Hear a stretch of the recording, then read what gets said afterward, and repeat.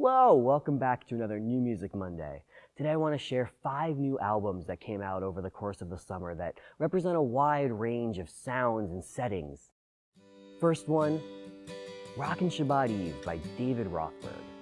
David's a Jewish music leader and teacher whose many influences have manifested in a classic rock-inspired album for Shabbat. Pop this one on while you're baking challah or cleaning pre-Shabbos to get in the spirit of Shabbat with some easy listening liturgy. My favorite song on the album is David's rendition of Oseh Shalom. The timbre of his voice, the sound of the instruments, and the electric rock chords make it feel like a prayer for peace that we've been singing forever, and it's totally easy to sing along with. In a world that lacks peace, let this version of Oseh Shalom and all of Rockin' Shabbat Eve rock you into a sense of familiar safety and high hope. Number 2, we've got Orahi by Eliana Light.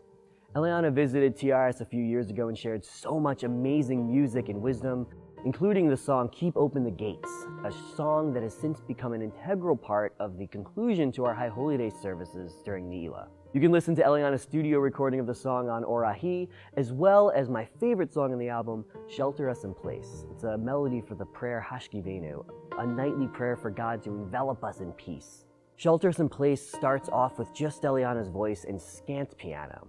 It leaves all this space open for feeling. Sometimes the space feels overwhelming, like it's too quiet and needs to be filled.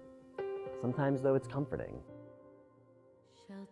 By the time whatever feelings fill my head, though, the song itself fills the spaces with additional voices and percussion, warming that emptiness and accompanying perfectly all the ups and downs of the day that this prayer is meant to help us wind down from.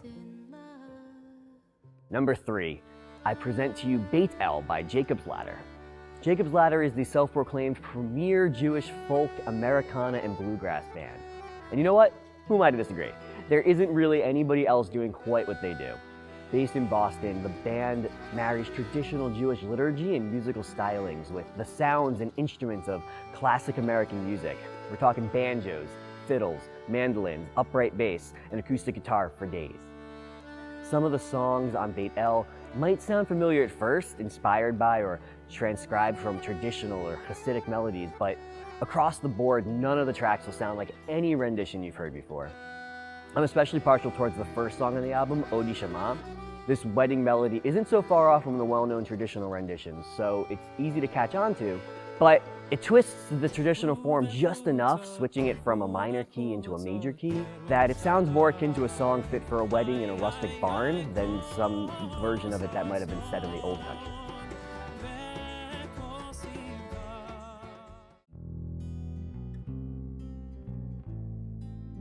Fourth album I want to share is the debut album of Jared and Jamie Stein called Our Rainbow Room.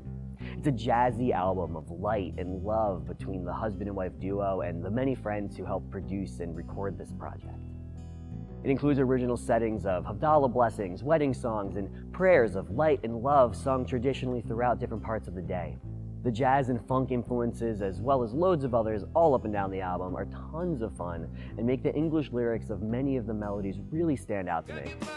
I especially love some of the imagery that the Eliyahu Hanavi and Va'asuli melodies invoke.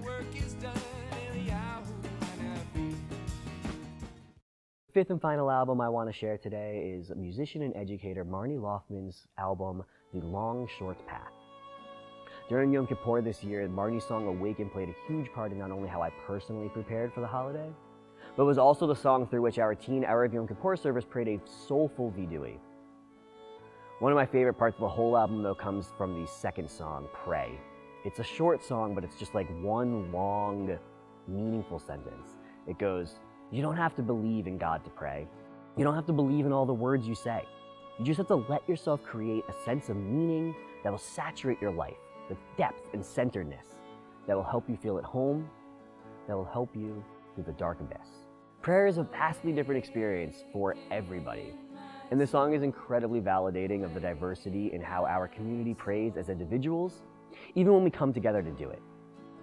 And that's it. Those are our 5 new albums that have come out over the last couple of months we wanted to share today.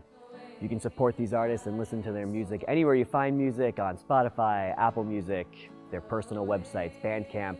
More information is in the description on the video here on Facebook. Can't wait to share new music with you again soon.